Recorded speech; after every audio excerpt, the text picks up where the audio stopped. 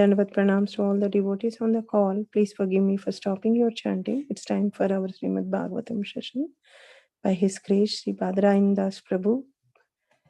Before that, I would like to read a quote. Guru and Krishna are two parallel lines on which the spiritual express runs very smoothly. Srila Prabhupada's quote, letter to Devananda, September 27, 1967. Hare Krishna. Once again, my Dandavat pranams to all the devotees on the call. May I know who all have joined the call?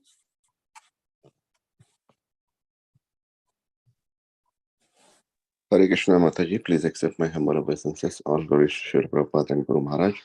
This is Nikunja Rasadas from Germantown, Maryland. Hare Krishna Prabhu, please accept my humble obeisances. All glories to Srila Prabhupada and Guru Maharaj. Thank you so much for joining, Prabhu. Hare Krishna Mataji, Dandavat pranam to you and all the devotees on the call. Srila Prabhupada ki jai, Guru Maharaj ki jai. This is Rukmini Padma Devi Dasi from Orlando, Florida. Hare Krishna Mataji, please accept my humble obeisances. All glories to Srila Prabhupada and Guru Maharaj. Thank you so much for joining, Mataji. Hare Krishna Mataji, Dandavat pranam. All glories to Srila Prabhupada. This is Manidhar Das. Hare Krishna Prabhu, please accept my humble obeisances. All glories to Srila Prabhupada and Guru Maharaj. Thank you so much for joining, Prabhu. Hare Mataji, Krishna. I've started the recording. Oh, you have started the recording, Prabhu? Yes. Thank you so much. Hare Krishna Mataji, Dandavat pranam, Srila Prabhupada ki jai, Guru Maharaj ki jai. This is Shamarasika Devidasi from Germantown, Maryland. Hare Krishna Mataji, please accept my humble obeisances. All glories to Srila Prabhupada and Guru Maharaj. Thank you so much for joining, Mataji. Anyone else would like to introduce themselves? Hare Krishna Mataji, this is Sri Haridada from Fairfax, Virginia, Washington DC. Hare Krishna Mataji, please accept my humble obeisances. All glories to Srila Prabhupada and Guru Maharaj. Thank you so much for joining, Mataji. Hare Krishna. I welcome all to Everyday Chant Harinam conference call. Today we are very fortunate to have His Grace Sri Badrayani Das Prabhu from West Virginia, from New Brindavan, West Virginia. Prabhu is going to enlighten us on verses 19 to 22 from chapter 10 of Canto 6. Prabhuji, please take over the session. My humble obeisances to you. All glories to Srila Prabhupada and Guru Maharaj. Hare Krishna. Thank you very much for this opportunity. I'll go ahead and chant Mangalachar and then we'll start discussing. Om Jnanatimmirandasya Jnananjana Salakaya Chakshurun Militam Yena Tasmai Shri Gurave Namah Shri Chaitanya Manobhishtam Stapitam Yena Bhutale Swayam Rupa Kadamayam Dadati Swapadantikam Vandeham Shri Gurum Shri Yuta Padakamalam Shri Gurum Vaishnavamscha Shri Rupam Sagrajatam Sahagana Raghunatam Pitam Tam Sajivam Sadvaitam Savadutam Parijana Sahitam Krishna Chaitanya Devam Shri Radha Krishna Padam Sahagana Lalita Shri Vishakhanvitamscha Nama Om Vishnu Padaya Krishna Prestaya Bhutale Srimate Bhakti Vedanta Swami Nitinamine Namaste Saraswati Deve Gauravani Pracharini Nirvishesha Sunyavadi Paschatya Desatarini Namo Mahavadanyaya Krishna Prema Pradayate Krishnaya Krishna Chaitanya Namine Gaura Tvishe Namah He Krishna Karuna Sindhu Dina Bandhu Jagatpate Gopesha Gopika Kanta Radha Kanta Namostute Tapta Kanchana Gaurangi Radhe Vrindavaneshwari Vrishabhanu Sute Devi Pranamami Hari Priye Vancha Kalpa Tarubhyascha Krupa Sindhubhya Evacha Patitanam Pavanebhyo Vaishnavebhyo Namo Namaha Jai Shri Krishna Chaitanya Prabhu Nityananda Shri Advaita Gadadhar Srivasadi Gaura Bhakta Vrinda Hare Krishna Krishna Krishna Hare Hare Hare Rama Rama Rama Hare Hare. Hare Krishna. So today we are reading Canto 6, Chapter 10. Canto 6 is entitled as Prescribed Duties for Mankind, and Chapter 10 is the battle between the demigods and Vrutasura. So today we are reading from 19 to 22. Apparently, we do not have any purports for that. So I'm reading a translation, and then we'll continue reading till there is a purport, and then we can discuss on the purports. So as we all know, after Vrutasura is born, all the demons, they started attacking Devatas. So as in the process, now we are on the 19th verse, and where it's going to discuss about how these demons are attacking the Devatas. So translation, many hundreds and thousands of demons, demi-demons, yakshas, rakshasas, are also known as man-eaters, and others headed by Sumali and Mali, resisted the armies of King Indra, which even death personified cannot easily overcome. Among the demons were Namuchi, Sambara, Anarva, Dvimurda,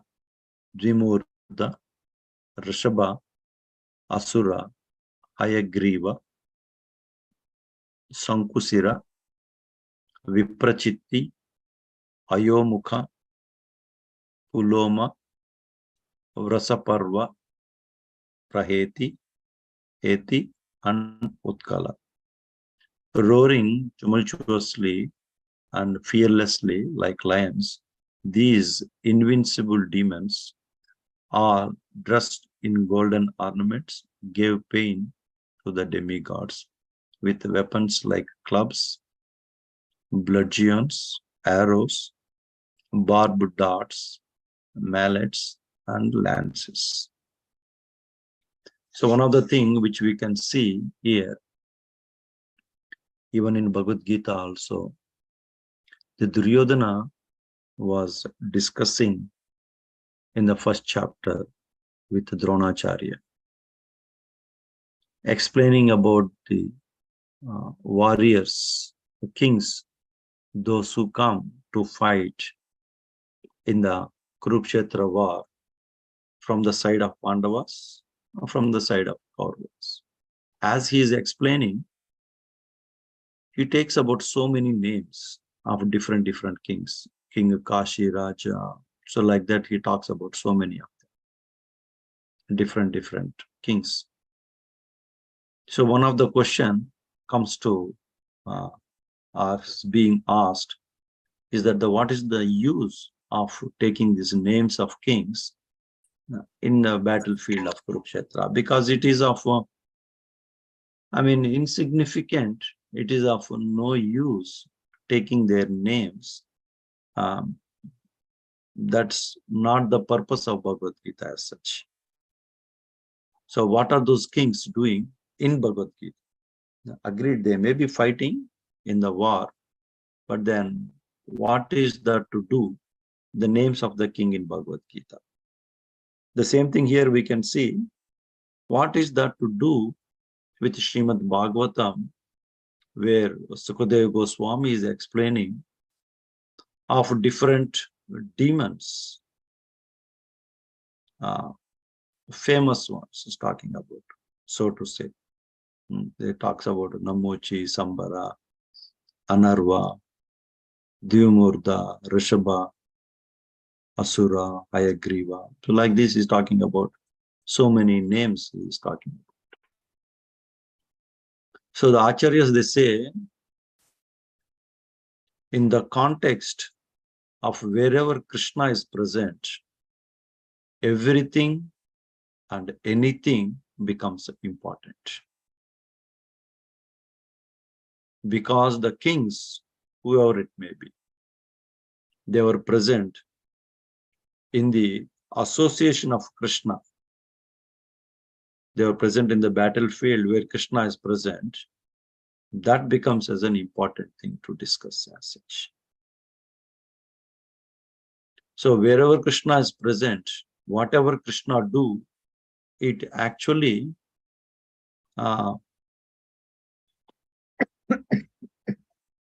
helps that person. Even he is being killed by Krishna. Even he is not killed by Krishna. Just their being in the presence of Krishna, and that itself is a great fortune for them. As like, I don't know whether we discussed about this particular point in this assembly.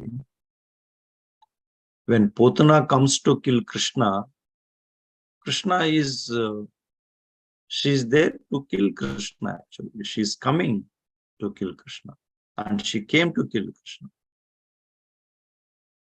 Normally we talk about Krishna is, he is not really looking at our action, he looks at our intention. In the Bhavagrahi Janardhan.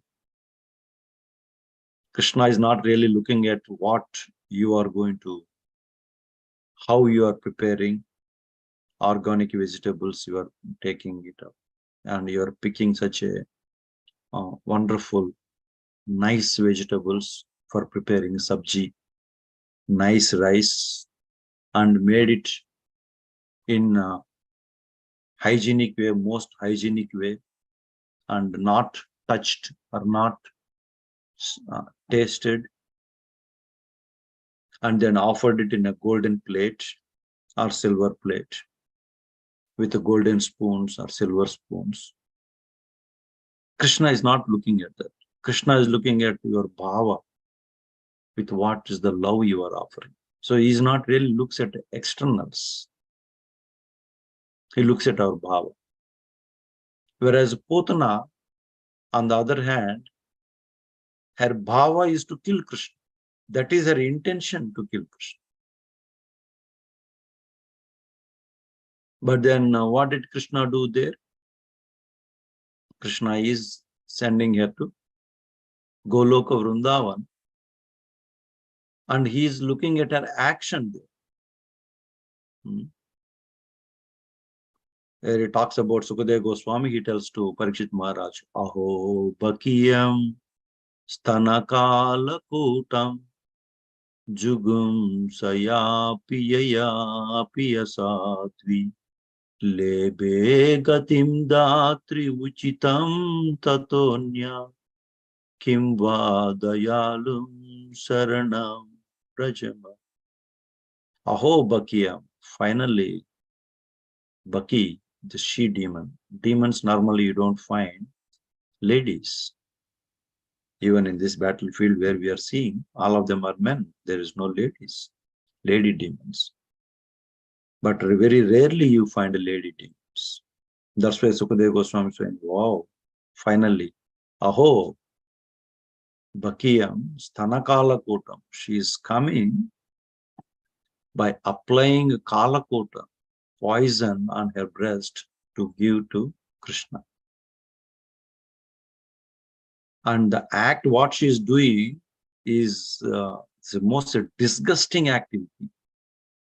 Jugumsayapi yaya api asati. It's a jugumsa, that is the most disgusting activity. that's trying to kill a day's baby. And that too, giving her milk. So she is not a sadhvi, she is a asadhvi. But what did Krishna do? He sucked the milk, and at the same time he sucked her life air also. But then when he killed her, what did Krishna do? He gave her a position, lebe gatim datri uchitam tatonya. Gati, for her, the destination is Dhatri, mother, nurse in Goloka Vrindavan. Kimva dayalam saranam brajam. More than this, who is merciful? So I take shelter of this person. Kimva dayal. Dayalu, more than this, who is dayalu like this? Who else will be dayalu like this in the entire creation? And that is Krishna. On the other hand, we can see when Arishtasura comes to kill Krishna and Gopis and Gopas, Krishna killed Arishtasura. And Krishna, because this demon came in the form of a bull, and Krishna gave him a position as a Nandi, as a vehicle for Lord Shiva. Then this Arishtasura, he becomes as a carrier of Lord Shiva, Nandi. So it's not only by touch of Krishna, or even by in his presence also, that becomes as an important aspect, important point to discuss about. And that's where we see Sukadeva Goswami is taking the names of these demons, and which is important subject. Knowing the names of the demons in Srimad Bhagvatam is an important subject. Why? Because they are present amongst the devotees of Krishna. They are associates of Vritrasura. Vritrasura, as we keep going further, we can see his devotion towards Krishna. That we are going to see as we keep discussing, as we keep hearing these pastimes and hearing about in Srimad Bhagavatam, Canto 6 and Chapter 10. So that's why each and every word of Srimad Bhagavatam is very, very important. Whether it is really not talking about Krishna, either it may be talking about the names of demons, or it may be talking about something else. Something else means, it talks about in 3rd chapter, Brahmaji created girl, which she is born from Brahma, that means she becomes his daughter, Vak. Her name is Vak. And Brahma got infatuated by lusty desires by seeing her, and he wanted to enjoy sex with her. He's trying to enjoy, he's trying to have sex with his own daughter. And somebody may say, what nonsense is this? And this is what actually the other religions they target upon. Christianity or other religions, and they talk about this is your, Sanatana Dharma is like this. You see, father is trying to have sex with daughter. In another place, Srimad Bhagavatam talks about Canto 4, you all must have read, where one woman, she comes to marry the person. The person says, no, I cannot marry you, but I can keep you as my sister. But I will be having an intercourse with you. It's there in the pages of Srimad Bhagavatam. Even though these subjects matter, even though these topics are there in Srimad Bhagavatam, but Srimad Bhagavatam becomes as an important Amala Purana, Chaitanya Mahaprabhu says, spotless, because in totality, in entirety, discuss about the devotees and as well as the devotees and as well as Krishna, of both. And that's where it becomes as an important. Each and every topic, each and every word in Srimad Bhagavatam, that becomes as an important subject for us to talk about, remember, meditate, and discuss. So here Sukadeva Goswami is taking the names of the so many demons. And then he's saying that they are all roaring tumultuously and fearlessly like lions. And these demons, they started attacking with the different kinds of weapons onto the demigods, onto devatas. So we'll go ahead with the next one. It's 23. Translation: armed with lances, tridents, axes, swords, and other weapons like Satagnis and Bushpundis, the demons attacked from different directions and scattered all the chiefs of the demigod armies. And there is no purport, so we'll move further. 24, text number 24. As the stars in the sky cannot be seen when covered by dense clouds, the demigods, being completely covered by the networks of arrows falling upon them one after another, could not be seen. No purport. So we'll go to the next verse, text number 25.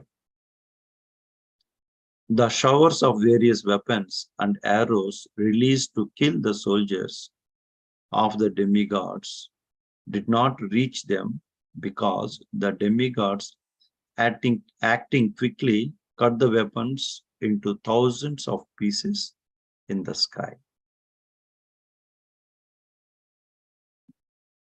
Text number 26. Translation: as their weapons and mantras decreased, the demons began showering mountain peaks, trees, and stones upon the demigod soldiers. But the demigods were so powerful and expert that they nullified all these weapons by breaking them to pieces in the sky as before. No purport, so we'll go ahead with text number 27.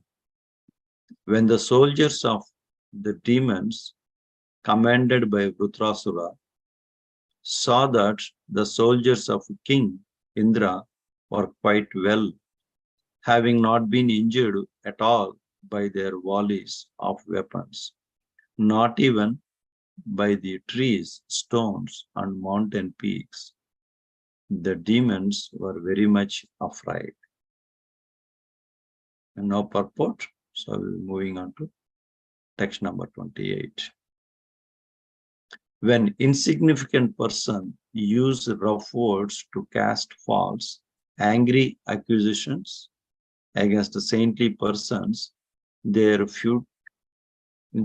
fruitless words do not disturb the great personalities. Similarly, all the efforts of the demons against the demigods were favorably situated under the protection of Krishna were futile. Read once again. When insignificant persons use rough words to cast false, angry accusations against saintly persons, their fruitless words do not disturb the great personalities. Similarly, all the efforts of the demons against the demigods who are favorably situated under the protection of Krishna were futile. So there is a purport by His Divine Grace, A.C. Bhaktivedanta Swami, Srila Prabhupada Ki Jai. There is a Bengali saying that if a vulture curses a cow to die, the curse will not be effective. Similarly, accusations made by demoniac persons against devotees of Krishna cannot have any effect. The demigods are devotees of Lord Krishna, and therefore the curses of the demons were futile. So here Sukadeva Goswami is explaining, as the demons are attacking demigods, he was explaining how they were attacking devatas. As they're attacking the devas were also able to counteract or were able to protect them from the onslaught of the weapons thrown by demons. They could able to protect themselves because they are quick enough and they are skillfully did it, all that. So Sukadeva Goswami here in this sloka is talking about, he uses, as keep explaining, suddenly in between, either Sukadeva Goswami or even for that matter, Lord Krishna also in Bhagavad Gita gives certain examples, gives certain situation to make it more palatable for those who are hearing or those who are reading. So here Sukadeva Goswami is giving us an understanding that even though the demons, they are doing so much, it is just like the insignificant person using bad words or using, here he uses, Prabhupada uses the rough words, kind of a galis, or if they're giving a false accusations and angry accusations against the saintly person, and their words do not disturb the saintly personalities. So he talks about the same way how the demons, all their efforts against the demigods, they were who? The demigods, that is the devas, they are very favorably situated under the protection of Krishna.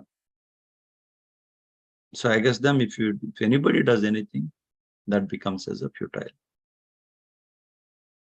So if you go to see, at least in our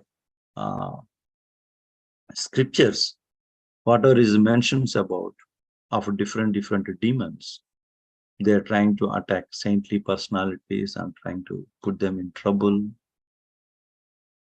And sometimes it appears to be that the demons, they are at an upper hand. Actually, as you keep reading, when Vritasura, then all these demons, they run away out of fear of demigods, because their weapons are not harming devas, and they get scared and they start running away. So Vritasura alone, he fights with Indra. It appears as if Vritasura is going to win the battle. That's how it appears, actually. But then finally, Indra is the one who wins the battle, because Indra is under the protection of Krishna. Now, when we see in Mahabharata, the entire Mahabharata, Pandavas were in trouble so much in trouble. Some of the acharyas, they say, at one point of time, Yudhishthira Maharaj, he tells Krishna, "Oh, my dear Krishna, this is enough. Enough of these troubles, enough of these problems, enough of these situations which we are going through. And this will really bothers those who are in the coming generation, they may not be able to take up devotional service, seeing this if the devotee has to go through so many troubles in their life. But then that's what it is. That's what Krishna wanted it. Pandavas to go through that situations. But then one thing which we all know, the Pandavas also know very well, that they are under the protection of Krishna. It appears to be Kauravas are winning the battle. It appears to be Kauravas are having upper hand in any situation, in all the situations, at any given point of time. But then ultimately we see the ultimate victory is for Pandavas because they are under the protection of Krishna. Now here this verse talks about how the demons or the person who is insignificant using a rough words do not disturb the great personalities. And just like when Shringi, he curses the king, Parikshit. Parikshit Maharaj, he could understand, he understood that he has done a mistake and there is something which is a big calamity is going to come upon as he's going back to his palace. So only prayer for him is, let this not affect my family and my kingdom. He knew it very well that something is going to happen. So when he heard that Shringi is given this curse, but he is not disturbed by that curse as being a great devotee of Krishna. Then the question comes that was he not under the protection of Krishna? Why did Krishna not protect him? So in the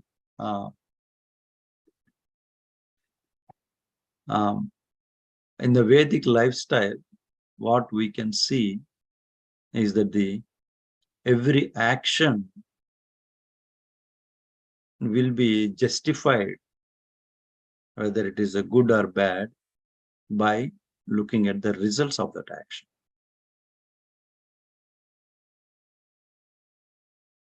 So it's like Sukracharya's daughter, Devayani, is marrying the king.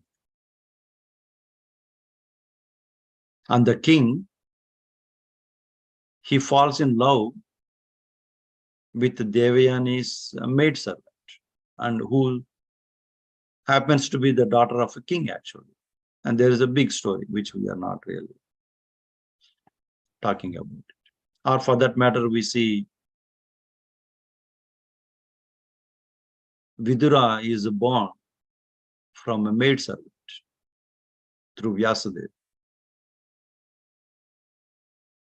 Was it bad act or was it a good act?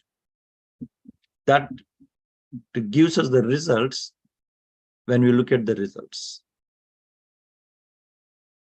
So when Vidura has become such a great personality, Vidura has become a great devotee of Krishna, then that union appears to be the wonderful thing that happened. That's a good thing that happened, that union. That's not a bad thing as such. So Shringi is cursing Parikshit Maharaj. Was Parikshit Maharaj was that he is under the protection of Krishna? He is not under the protection of Krishna. Why did Krishna protect Parikshit Maharaj from this activity, from this curse? Because of that curse, Srimad Bhagvatam came into existence. Srimad Bhagvatam is spoken because of that curse. Spoken in publicly, otherwise it is coming in the disciplic succession. Vyasadeva wrote it and he gave it to Sukadeva Goswami. But it's not in public as such. When Sukadeva Goswami spoke to Parikshit Maharaj, there were so many other sages, and it happened to be Sutta Goswami, and Sutta Goswami goes to Naimisharanya, and there he speaks. And that's how this has been propagated. So that act, the results of that act, which shows that that is a good thing.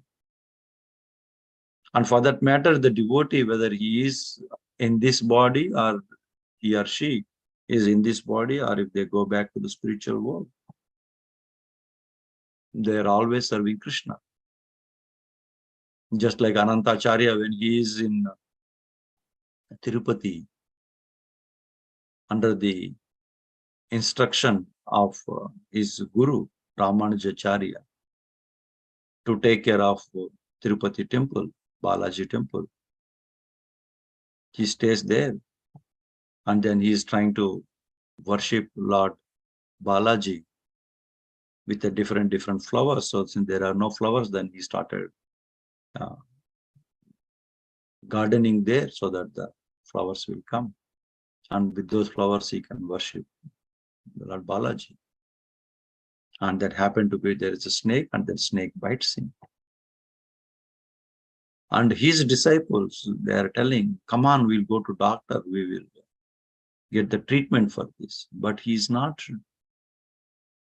doing anything.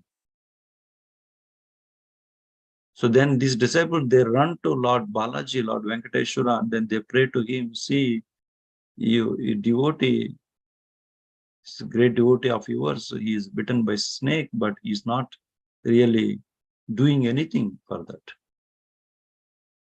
And Lord Balaji appears to Anantacharya, and then he tells him, why you are not taking a treatment? Go and take treatment. And then Anantacharya, he speaks, oh my dear Lord, there is so much poison within me. And if my poison is much greater, stronger than the poison of snake, then what is the harm in it? It doesn't affect me. And other than that, if at all the snake poison is more powerful than the poison within me, then it's going to kill me. In this body here, I am serving you. If I leave this body, then I'll be in Vaikuntha, I'll be serving you there. So there is always service for me. Why I had to be so much worried, bothered about taking a treatment? So this is the mood of a devotee. And with that mood, Parikshit Maharaj, he sits and then hears Bhagvatam 7 days and 7 nights. And that's how we all are able to hear Srimad Bhagavatam, read Srimad Bhagavatam. Because that is the protection of Krishna for me. Krishna protects his devotees in a different ways. It may not be necessarily how we want to be protected by ourselves. That's not necessarily to be like that. It's Krishna having a different ways to do it.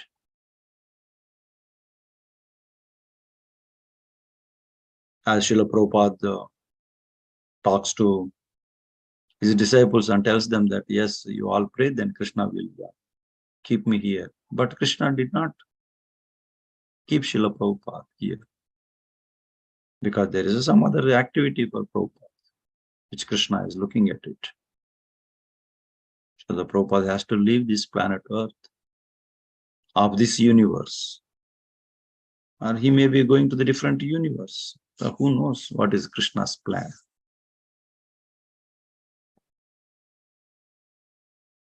So the demons, even though they are acting, even though they are trying to kill demigods with so much effort, but all those efforts become futile, because the Devas, they are situated under the protection of Krishna.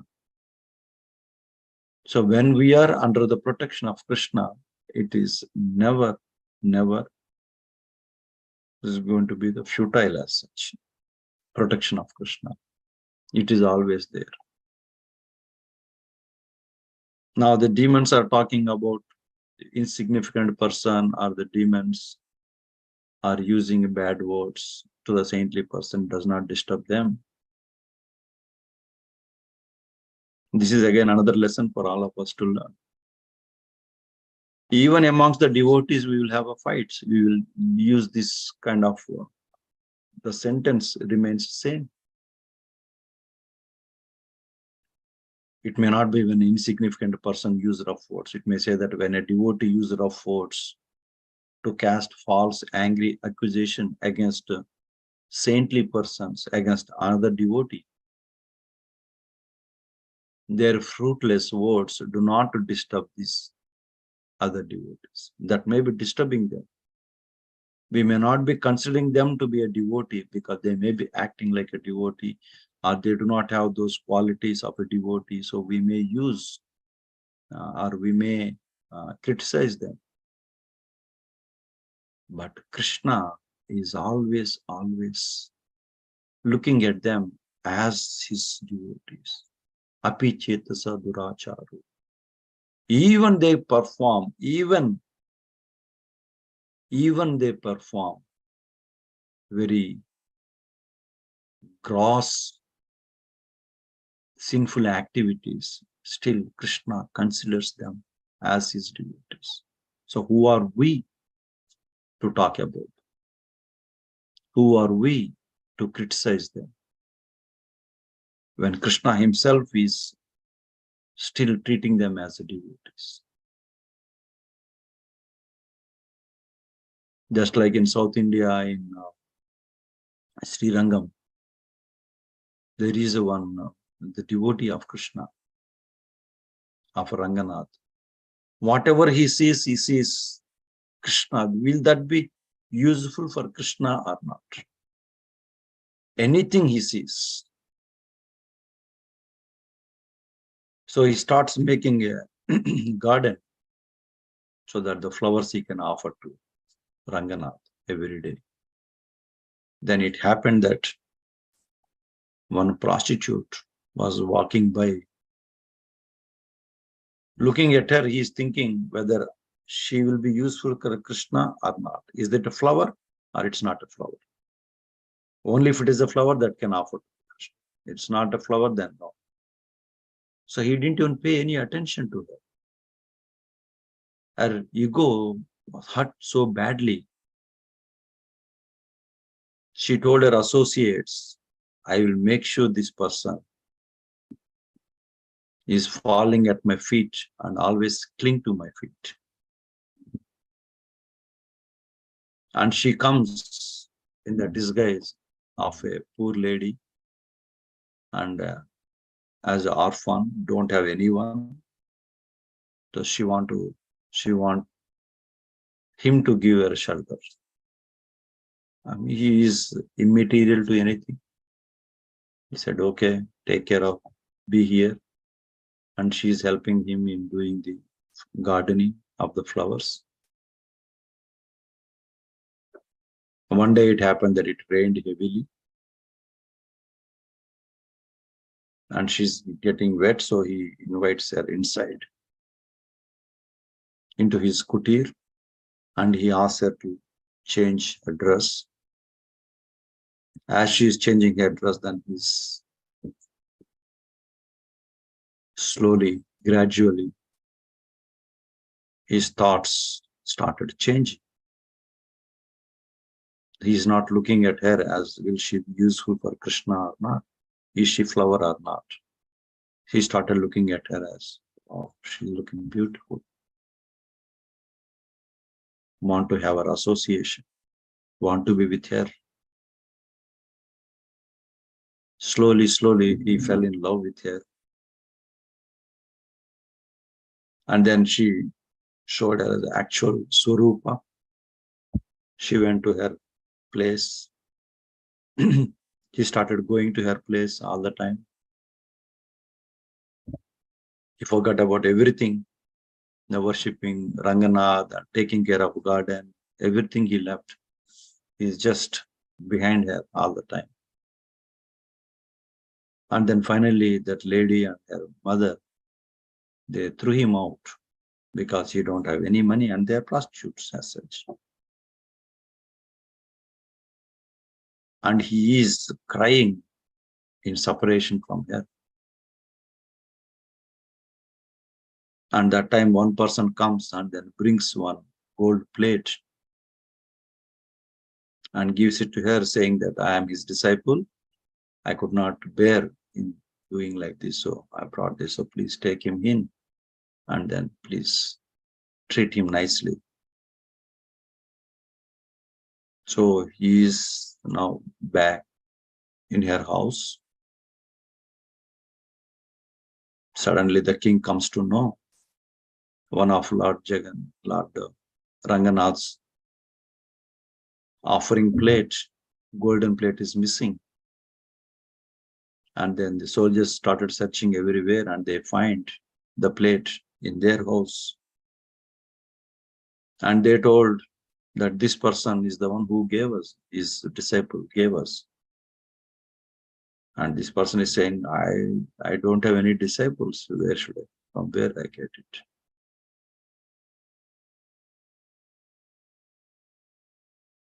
So the Ranganath then finally appears and tells the king that that's not a stealing, that is my plate.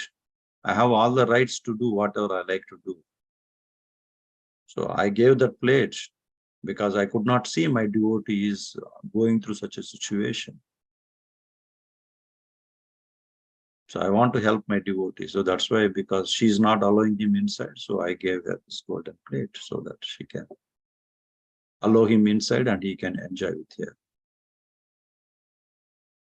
You see how Lord Ranganath, even his devotee is in a fallen condition. If we are there in the position of Ranganath, if we are there as his associate at that point of time, we will be talking about him. What a nonsensical person. He fell down from his bhakti. He started going behind this girl, this lady. He forgot everything. He's fallen down. But Ranganathji is considering he is still devotee and he wants his devotee to be happy. For that he gave his own plate, golden plate, so that it's not that is helping him to do the devotional service. No, that is actually helping him to enjoy more, going away from Krishna more. But that's what Ranganathji did. And later on, of course, this person becomes as one of the Alvar. Out of 12 Alvars, one of the Alvar, that person. So when Krishna himself don't treat his devotees like what do we treat, as we talk about false, rough words to cast false and angry accusations against the saintly person, that is against the devotees, and that will become as a futile as such. So we should not be doing that. We should not be criticizing. That is one of the message which we can see from this verse as such, or from the set of these verses which we read today. Okay, I'll stop here. It's 8:10 now. If anybody is having any questions or comments, please go ahead. Thank you very much. Hare Krishna.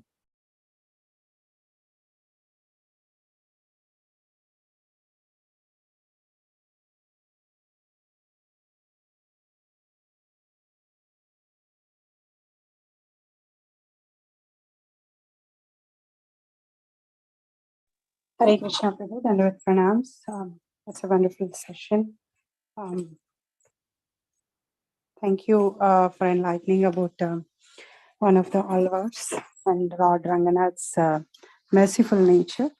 Devotees have any questions or comments? Please go ahead.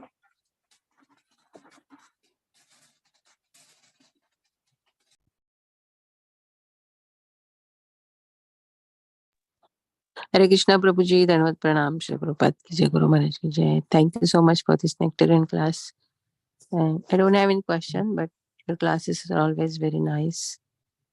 So thank you, Hare Krishna. Thank you. Hare Krishna, Maria, thank you. Please accept my humble obeisances, all glory to Srila Prabhupada and Guru Maharaj. It was very wonderful to hear and see you again. But as I say, we would like to hear you more than this. So please see.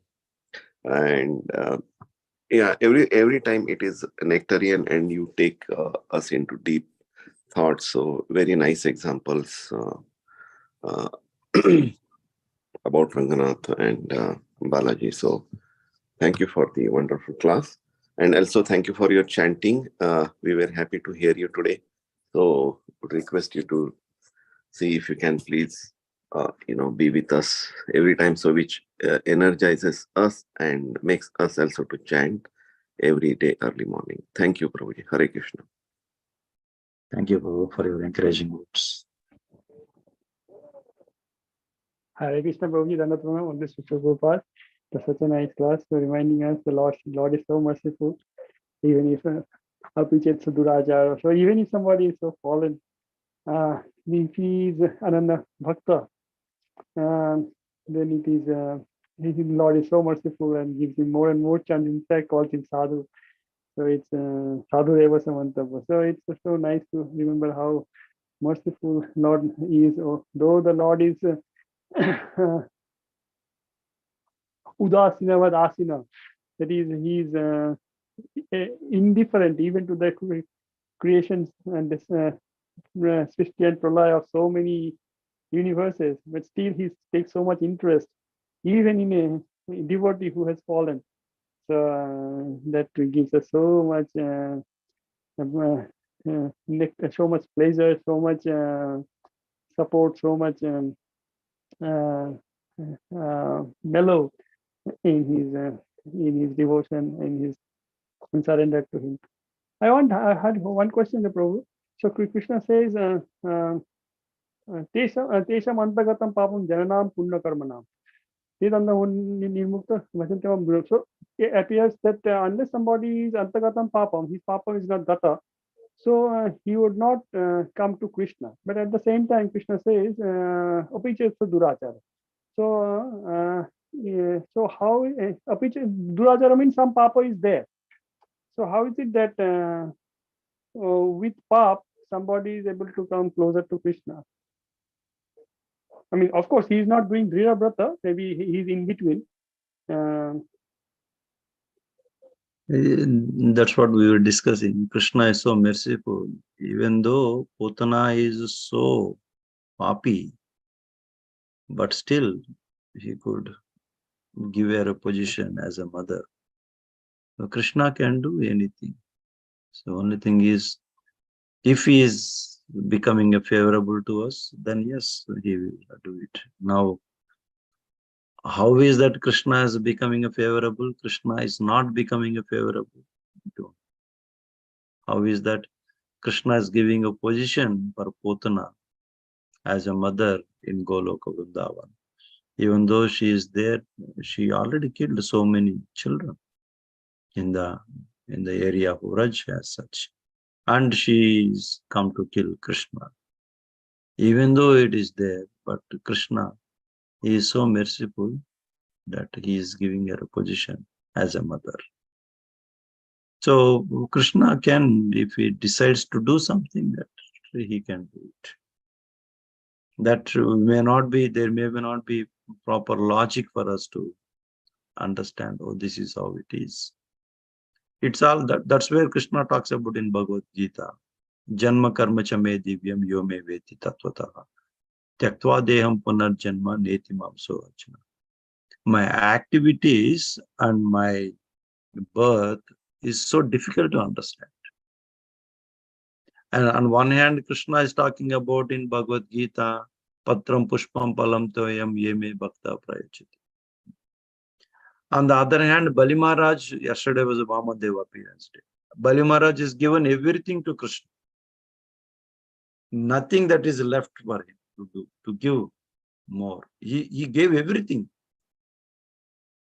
But still Krishna is demanding, where is third step? You give me third step. You didn't give me third step.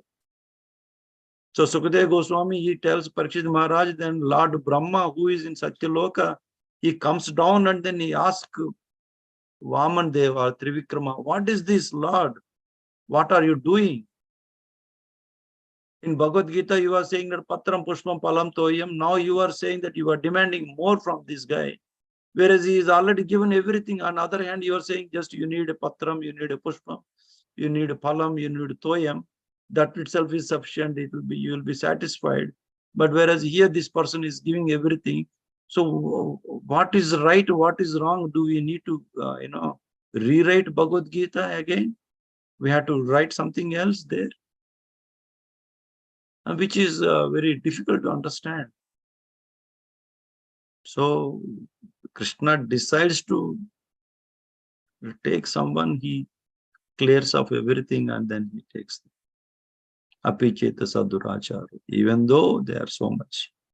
But he is, of course, here it is not that he is just accepting them as a devotees. It is not that he is taking them direct to Goloka, but he can take also.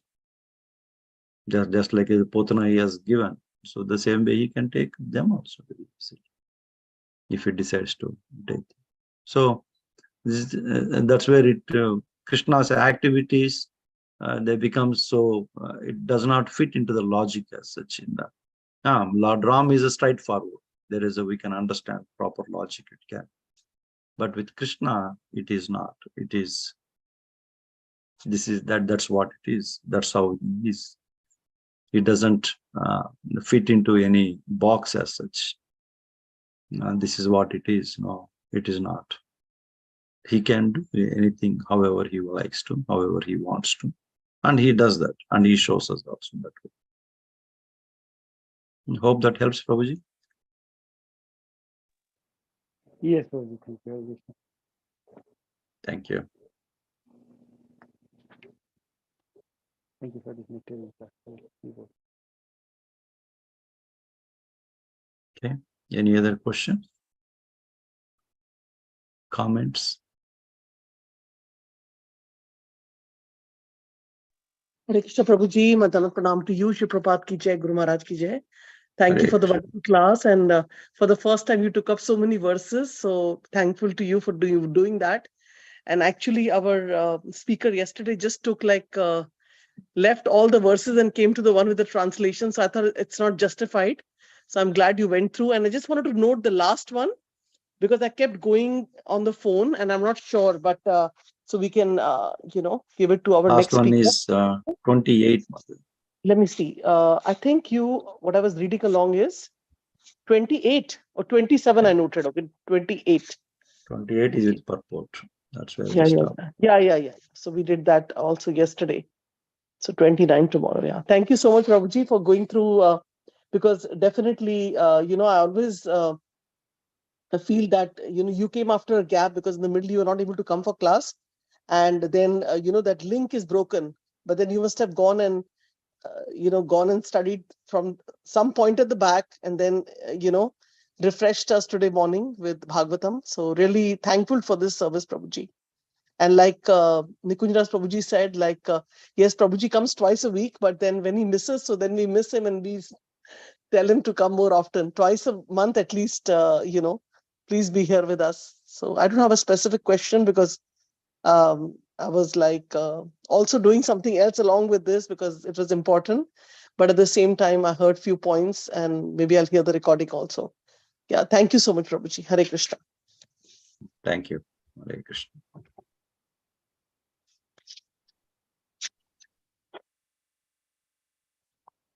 Right.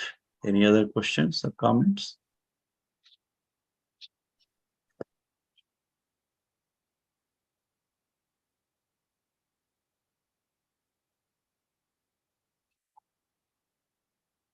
Okay, I Prabhuji, think also today is like fasting for half day. yes. It's the appearance or disappearance? Appearance of Bhaktivinoda Thakur.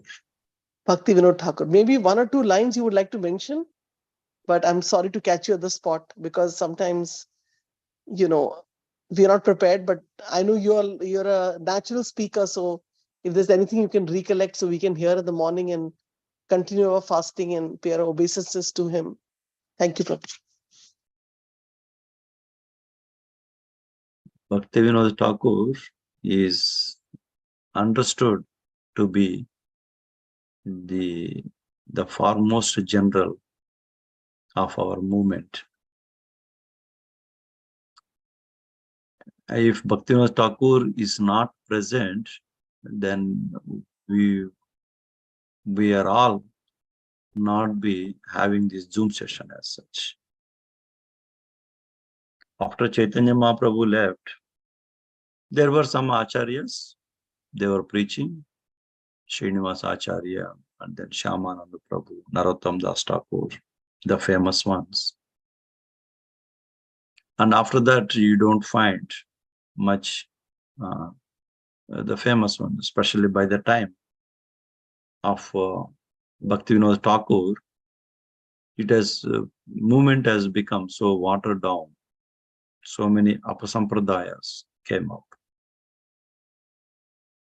What the movement Chaitanya Mahaprabhu started, it all went down actually.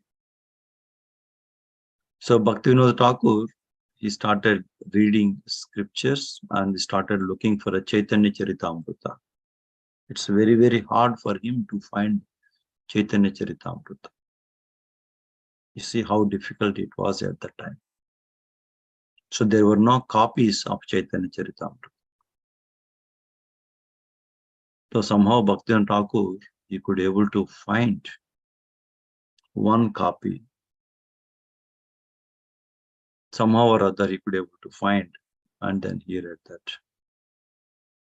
Then he has become as a very enlivened by the philosophy of Srimad Bhagvatam and Chaitanya Charitamrita. And by the time when he, Bhaktivinoda Thakur, this also, the Vaishnavism is considered as a more of a sentimental. Of course, at the time, Vivekananda, Saraswati, and then Ramakrishna Paramahamsa, Vivekananda, all of these as the Mayavadi philosophy more of prominent, and Vaishnavism is considered as a very, very down, is very not a good one to practice as such. So Bhaktivinoda Thakur re-established that again. The power of a devotional service and the power of a Vaishnavism, following the Chaitanya Mahaprabhu movement. So that he re-established it. He started preaching. He used to have so many Bhakti Rukshas. At that time, it's called as Namahattas. He used to preach so many Namahattas. And then he is accepted Jagannath Das Babaji as his Guru. So our Guru Parampara, there's another important thing which we can see. Guru Parampara is not necessarily Parampara of Diksha as such. Bhaktivinoda Thakur is not taken Diksha from Jagannath Das Babaji, but he considered him as his Guru. And Srila Prabhupada, he, in our temples and all, we can see Jagannath Das Babaji and Bhaktivinoda Thakur. But actually speaking, Bhaktivinoda Thakur's Diksha Guru is somebody else. He is not the same Jagannath Das Babaji. And similarly, Gaur Kishore Das Babaji is taken Bhaktivinoda Thakur as his Guru. But Bhaktivinoda Thakur is never given initiation to Gaur Kishore Das Babaji. He is a Siksha Guru. We used to accept him as a Siksha Guru. And of course, Bhaktivinoda Thakur, he instructed his son, Bimal Prasad, to take initiation from Gaur Kishore Das Babaji. So Bhakti Siddhanta Saraswati Thakur, he struggled a lot to take initiation from Jagannath Das Babaji, from Gaur Kishore Das Babaji. And finally, Gaur Kishore Das Babaji gave him initiation. From there, then again, we find it's a more of a Siksha Guru, a more of a Diksha Guru. Prabhupada has taken initiation from Bhaktisiddhanta Saraswati Thakur, and then Prabhupada disciples, and then we. It's coming more of in proper disciplic succession. So he is the one who actually laid down the blueprint, Bhaktivinoda Thakur, for this movement to grow. And he inspired Bhaktisiddhanta Saraswati Thakur, and Bhaktisiddhanta Saraswati Thakur inspired Srila Prabhupada. And that's how Prabhupada came to Western world. And that's how we are all good able to take up devotional service. Even Bhaktisiddhanta Saraswati Thakur, he started so many Gaudiya Maths in different places. But the way ISKCON has become famous than a Gaudiya Math, he started around 60, I think, Bhaktisiddhanta Saraswati Thakur. But then when Prabhupada started ISKCON, then it started spreading like anything. In Western world, it spread like anything during the Prabhupada's time. During the Prabhupada's time in India, it is not that much. But after that, the Indians are just taking up like anything, bhakti, the devotional service, are following Krishna consciousness.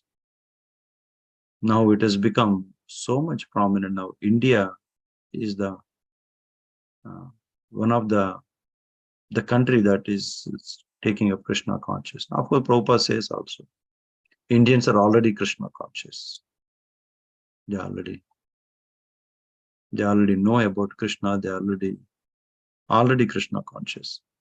Just they need a touch, that's all. Then the leaders in India, they could put in good efforts so that most of us, either some of us may be in India, some of us may be here, became devotees as such. So this is all by the plan of Bhaktivinoda Thakur. Such a powerful personality, Bhaktivinoda Thakur. So I request all of you, please read something about Bhaktivinoda Thakur today. That will inspire all of us. That will inspire you to follow bhakti and to do bhakti more in a determined way. Thank you. Hare Krishna.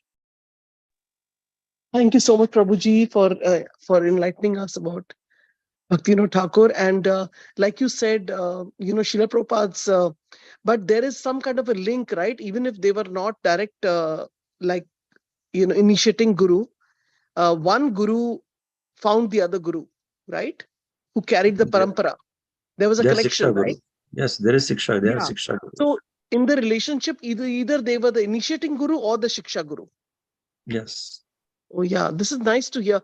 I never contemplated on that. First time I heard this, because I know that, so for example, if, Srila Prabhupada was not initiated by Bhaktisiddhanta Saraswati Thakur Maharaj, then if he was only Shiksha Guru, then also he could continue with the parampara. Yes. Okay.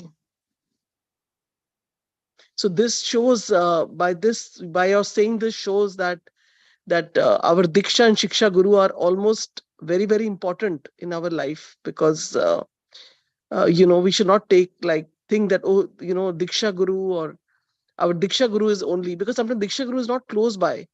So we have Shiksha Guru who also we have to sometimes think that directions coming from them is like coming from a Diksha Guru only. Am I right? Yes. Yes. Yes. Yeah. Thank you, Prabhuji. We learned this in Association of Devotees. Thank you so much. Hare Krishna.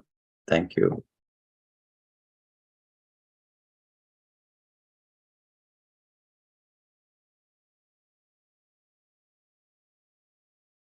Okay. Any other points?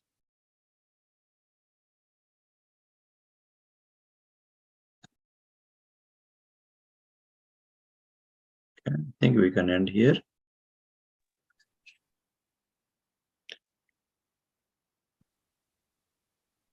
Vancha Kalpatarubhesha Kripa Sindhubhesha Patitanam Ram Pavnebhyo Vaishnavebhyo Namo Namah. Ananta Ananta Koti Koti Vaishnava Vaishnava Namaste.